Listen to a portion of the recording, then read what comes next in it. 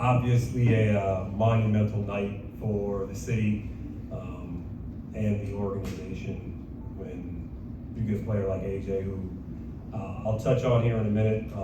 But first, I always want to just give a thank you to the staff on a draft night like this for all of it to come together. There's so many people that are in that room, but even more in the organization that support you and allow you to make these tough and difficult decisions and try to change the franchise. But from the scouting group that's out on the road, away from their family, in different towns, chasing these guys in high school, all the way up to summer leagues, and seeing them in EYBL, chasing them in AAU, all the way until they're in, who knows, across the country type atmosphere. So like, they work so hard, and then you get an opportunity to be in a room and pair that with the strategy group, with the data and analytics group, and everybody has a voice. The way Michael just uses the entire room and allows people to have an opinion. I think the staff comes together on days like this, and it makes it all worth it. So big shout out to them. Thank you to Cisco again for letting us have this facility. It was beautiful. It really allows us to do our job at a higher level. And always thank you for you guys for staying late. I know it's always close to midnight, so I didn't want to get those out the way. But adding for us a player that just has a rare combination in AJ. He is a special person. I can't wait for you guys to get to meet him. I can't wait for the city to really embrace him. He's already started his own foundation and giving back to people back in Massachusetts, Jamaica, Africa. Like, he really is about where he wants to be. And special person and special athlete. Like, that's the combination that the city's gonna get behind. And for me, it's cool when you kind of go through these experiences and you meet these guys and they want to be here and they see what's going on and they want to be a part of that. And that was absolutely what AJ was telling us from the very beginning. And we want him here, and I can't wait to meet him on the plane tomorrow. So we're getting a difference maker in the community, but we're definitely getting a difference maker on the basketball court. There's no doubt about that. He is special. What I would want our fans to know night one is that he is a worker. He is a passionate person who loves basketball and will continue to work and get better. And he's just a competitor. He sees a challenge, he attacks it. And I've seen that from a very young age to where he is now. And he has the humility about him that he knows how good he is, but he wants to keep working so he can reach the highest level. So I'll probably let him speak for that when he gets here. But the worker, the passion, the competitiveness, like, you feel it when you bring him into our organization, you bring him into the room. And he wants to be a part of the group. He wants to get together with his teammates. He's already talked to them, and he wants to help build this thing into something that can be sustainable. And that's what we liked about him, among other things. But with that, I'll kind of open it up and let you guys ask me anything about tonight. In a very, very talented and deep draft where you could have picked, you had your choice of the whole room. What was the separator for him? Yeah, very deep draft. I think for us, it was about making sure we picked the right player that would fit with our group and have an opportunity to push us forward. And at the end of the day, it became pretty clear that he was that guy just because of his versatility. We're looking for guys who can continue to make decisions with the ball, without the ball, but also be dual impact players on both ends. He's a superior athlete. By our measures, he's the best athlete that we've tested since Michael and I's regime has been here. So you see that, you see the playmaking. Obviously, he led college basketball in scoring as a freshman. I think the last person to do that was Trae Young. So obviously we have some offensive engines, but he's got a lot of upside on the defensive end and knows what he's about. A very smart basketball player. We put him in the film room. He learned really quickly, was honest, knew the plays, and knew what he could talk about. So there's a high level of basketball IQ mixed with a superior athlete and an elite skill level. It was just hard to pass on. There was plenty of good players in this draft, but he was the one for us. Hey, Will. So fourth draft at the helm, but you don't always get a pick quite this high. So I'm wondering, could you contextualize for us the unique sort of difficulties that come with a pick with this kind of leverage? You have all the choices to make, but a lot more to look at. Yeah, I think in a way it was more calming. I'm not gonna say it was easier, because in most drafts, if you don't have one, it's the first time I've had one. I guess my 18 years, I've had two twice. And even in that situation, you don't know who's gonna be there. So you're still planning for someone in front of you. we've known we've been on the clock for a month and a half now. So that's why I think it's been a little bit more calming for us. Obviously, people are going to call and make offers, and we do our work, and we try to chase other players in the draft as well. So the night's not pick one and then be done, but for us, it was actually refreshing. It was a good experience to be able to pick the guy that's best for you, who thinks the best player in the draft, and have a conversation with him, and then just get back to work and see if you can get back in the draft. So I would say it actually was a fun experience and a thorough one that allowed us to get to that decision. And if I could ask about the leverage you held, we've heard about your pre-draft interview process before, that you like to test your guys, tell them how they can get better. What did you tell AJ beforehand? What we like to see more out of him? Oof, house secrets already, huh? I think we haven't changed. We still want to be who we are. We're authentic to that, and we tell them we want them to be who they are. And in order to know that, we've got to have some tough conversations. I think with AJ, he does so many things well on the basketball court, so there are some games where he has some lapses in effort and then some lapses defensively. I probably think we focused in on showing that, but what could you have done in those plays? But again, when you're watching film with that guy, he understands it. And it's not all negative clips. There's a lot of positive clips, and a lot of the negative clips you show, you have a positive clip of him doing it right after that.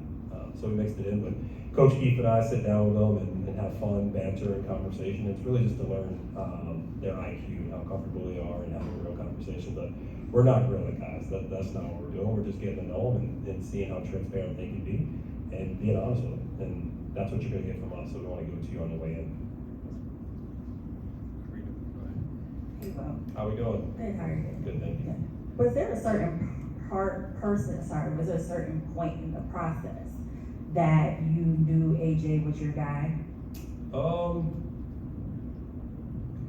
I think he's someone that we've seen since 15 years old be considered as the top player in his class, reclassing no matter where he was in high school basketball.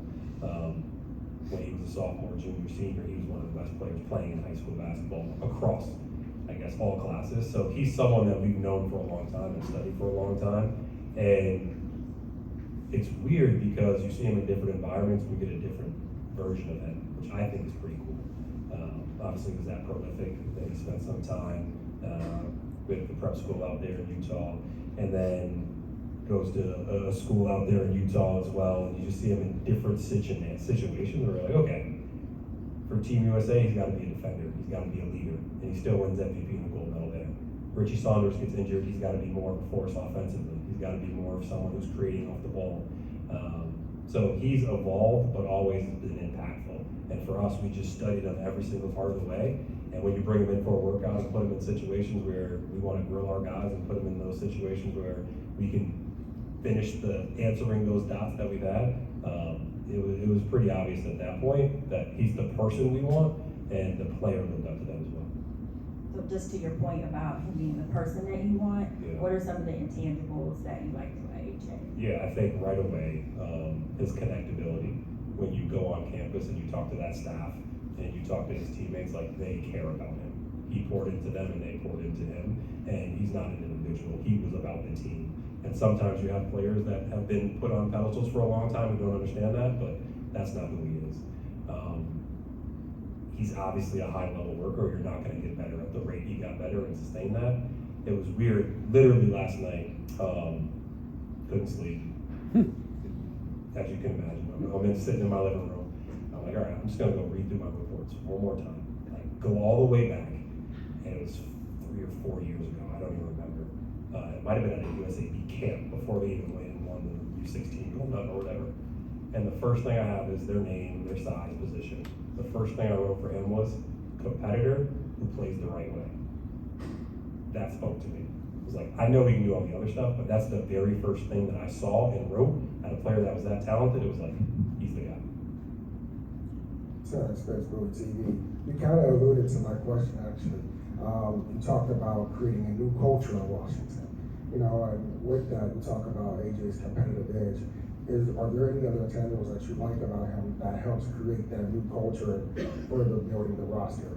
Yeah, I would say, again, I like to use the word environment more than culture, because I think your environment changes and goes through seasons. Culture, you're kind of like born into it, in my opinion, a little bit. Like, you are what you are and you make the most of it. So I think he's adding to our environment. I think we've brought in and created an environment of workers, guys who are serious and guys who are passionate. Like, Keyshawn George, Alex Sarr, Bilal, Trey, Bub, like those young guys, Will Riley, Jameer, JC, like they get after it. So he's going to be additive to that. So you see the work ethic, you see the passion, you see the camaraderie, and now we've added some proven veterans around those guys. Like we expected the competitiveness to arise, but he's a go-getter. He knows how good he is. He's going to talk his trash and back it up. But when he gets home, we'll come back the next night and work on his game. So we like that. I'm from Massachusetts. I kind of get his little Massachusetts style and kind of how he goes about it. So like it resonates with me a little bit, but I want him to be himself. I want him to have that passion for the game and let our fans see it, because he's going to work on his game so that he can continue to become the player he wants to become. At what point during the process did you know that AJ was your guy? I don't know if there was like an exact point where like a light bulb came on. It was a very tough decision. There's some really talented players and some really high level people in this draft. Like I'm not just saying it, like there's a really talented draft, but they are nice young men. The league's in really good hands, and a lot of people got lucky today. But I think at the end of the day, we all sat down, Michael, Travis, Amber, kind of the leaders in that evaluation space, and we were just like, this is our guy. This is why he had to come into town and prove it that he wanted it. Like he easily could have came in and not worked out, but he was like, no, I want to be here. This is what I bring, and I'm going to show you. That's the mindset. And then after the workout, where it was like, I feel pretty good about this, because you can ask Amber how much intel and research they've been doing for the last 3-4 years. Like you feel pretty good about him as a person, but once you have him in your building, at your house, like those type of things, like that's when you really get to know, and we felt good about it after that. Any other questions? Oh, go ahead, Brian. You mentioned AJ as a competitor, and the Richie Saunders injury, once he goes out, I think those last 12 games of the season, if you don't count overtime minutes, he was averaging something like 39 minutes per game. What did that stretch tell to you or confirm to you that you already maybe believed about who he is as a competitor and his willingness to put it all on the line? Yeah, I think that shows mental and physical toughness to push through that. I think it shows a durability. I think the biggest thing with him is he had to step up a leadership role, which going into BYU, that wasn't necessarily the first thing that he had, because he had some veteran guys around him. So he had to step up there. By the middle of the season, he was seeing double teams everywhere. By the time Richie went out, he was seeing triple teams. Like they were throwing everything they could at him, and he was still leading the league, leading college in scoring. But he found different ways to get other people involved, found different ways to get his bigs involved and become more of a creator. I think he's the first person in like 30 years to average 25, 6, and 3. Like he just expanded his game and did whatever he could to keep the team in games. And probably after that West Virginia Cincinnati swing, like right after losing Richie, like they probably hit their rock bottom. It was like, AJ, we need you to do a little bit more because you can. And I think he kind of rose to the occasion from then on.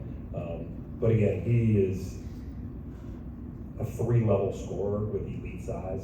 The way he punishes the rim for a big, versatile guard, you don't really see that in basketball. Someone who can play off the dribble, be 90th percentile on assists, but also 90th percentile getting on the rim, and lead the country in free throws made. Like this guy is physical and he's 19 years old. So he's doing it different ways, and obviously that's something that we're going to be able to tap into here. And I think we're most dangerous when you have multiple decision makers and multiple size and length on the floor. And adding him, we're now like the tallest and the longest group of guards in the league.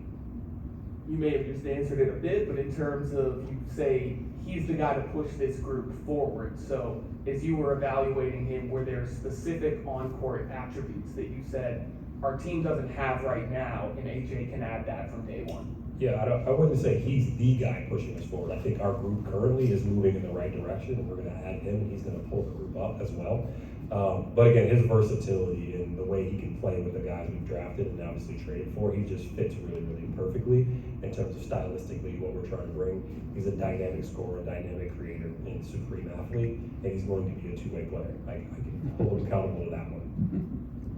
Well, you had alluded to, over here. Sorry. You're good. You alluded to how unique of an opportunity it is to draft first overall and to pick a player like AJ. I'm curious, do you in this front office have a sense of what this pick and AJ mean to this city and this fan base after what's been a kind of tough stretch for them?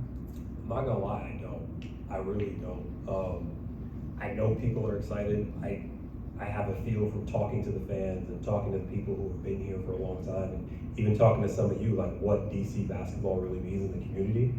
And I haven't been here and lived through some of those experiences. I am a Bills fan. So like I have deep rooted, passionate beliefs for my team, and I feel like walking around in DC, like they care about the Commanders, they care about the Nationals, like they really care about us. So I love being here. I grew up obviously close to Boston, like that's a city that loves their team, so I feel it, but I haven't lived through it. But the excitement that I've seen online, the excitement that I get just walking here, seeing all the fans outside at the anthem, like shaking my hand, saying hello, like let's keep this thing moving in a positive direction. So I feel it, but for me to sit up here and actually say I know what it feels like for them, I can't say that. But I know that everything we do is for the fans, and we think about them all the time when we make decisions, and we want to put a quality team out there that they can cheer for, that they can root for, but more importantly, they can believe in. And when you bring your children to a game, like they want their jersey because of the people who they are and the style that they play. And I think we're getting closer and closer to building something where that logo behind me stands for something more than just basketball. I have a question. Well, I asked AJ this after he just got drafted. With his physical tools, physical profile, how special do you think he could be defensively, and how can he elevate the team overall in that regard? Yeah, that's going to be a big challenge for him. Obviously, I think for most rookies, offense takes time, but you can impact the defensive floor earlier with just effort and knowing your spots and film study and things of that nature. And we learned really quickly he loves tape, so we can put him on that. But someone with a 7-foot wingspan, a 42-inch vertical, you put him in between Bilal, Keyshawn, Anthony Davis, and Alex, like that just allows you to continue to be physical and just cover the court everywhere. So we anticipate him being a two-way player and putting him on some of those important assignments right away. And he has high goals for himself. When he gets here, he'll tell you what those are. And in order to reach those, you got to play both sides of the ball. And he's more than capable. And I think you'll see that over time that he'll be able to do a little bit more than he did at college here in the NBA, just because the demands will be a little different, and it'll be more of our priority as he physically continues to grow into his body. But you just look at his lower body, you're like, when he's in his prime, he has a chance to be a monster if you build it the right way. But we won't rush that. Thank you. Thank you all.